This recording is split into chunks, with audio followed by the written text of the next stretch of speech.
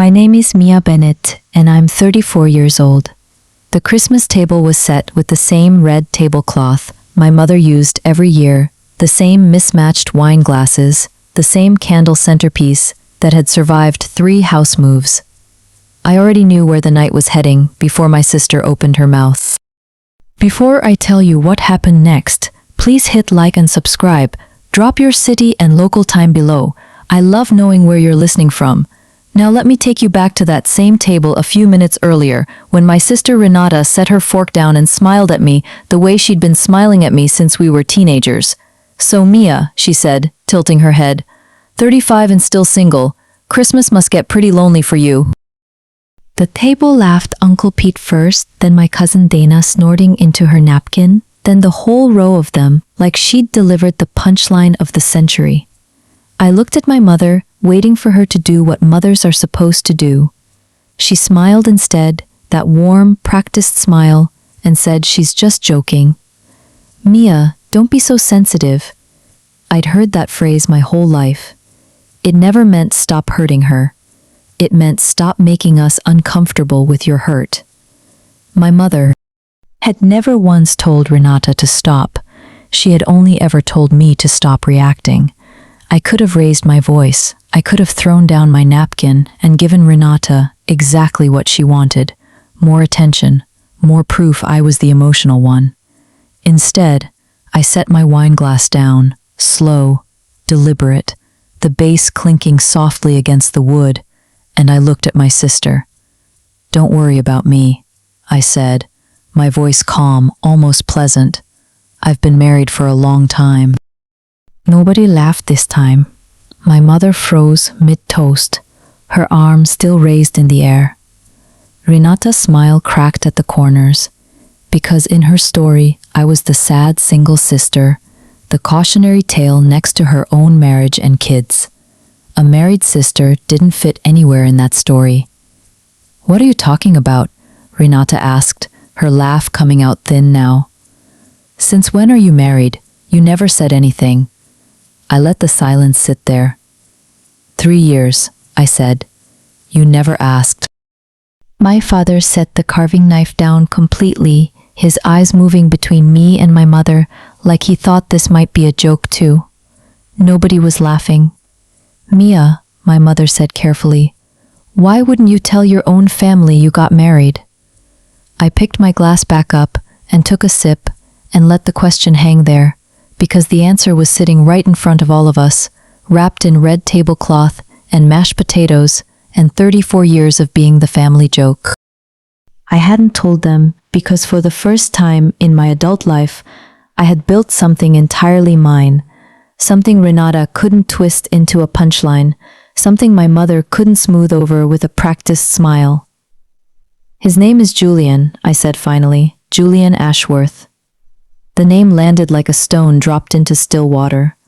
My mother went pale, her hand tightening around the stem of her glass.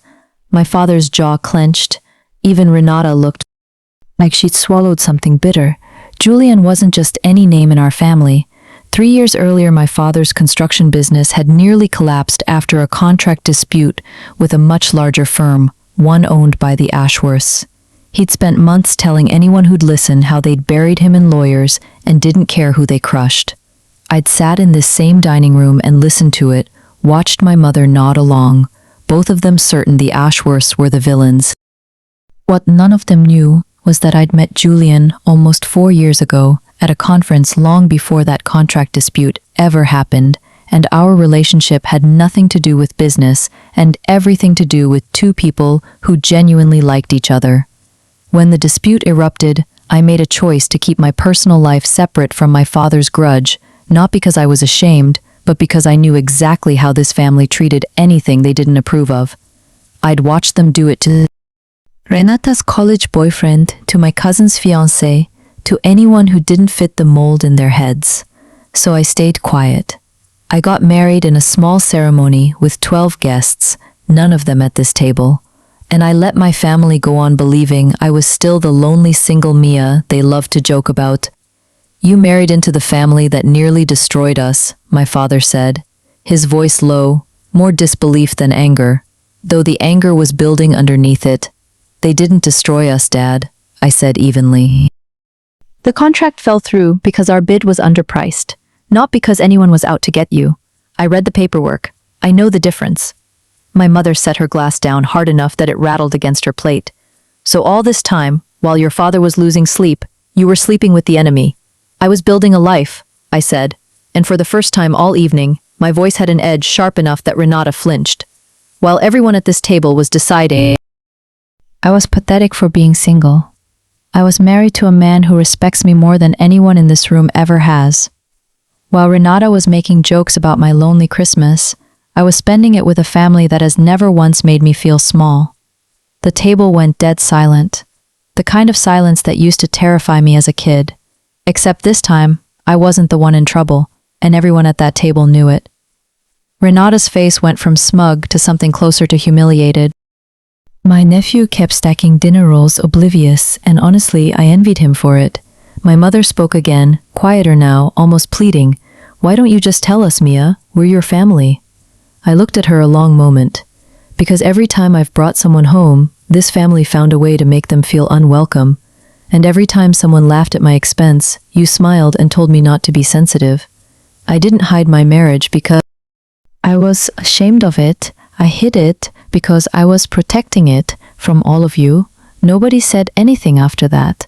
My father stared at his plate. My mother's eyes went glassy somewhere between shame and shock. Renata sat there, her glass forgotten, the joke she'd been so proud of 30 minutes earlier, now sitting like a stone in the middle of the table, nobody wanted to touch. I finished my wine, stood up, and thanked my mother for dinner. Calm and steady, because for once I was leaving that house exactly the way I wanted to, on my own terms, with nothing left unsaid. I used to think being quiet meant being weak. I understand now it just meant I was building something they couldn't touch yet. Have you ever had to stay silent to protect something good from people?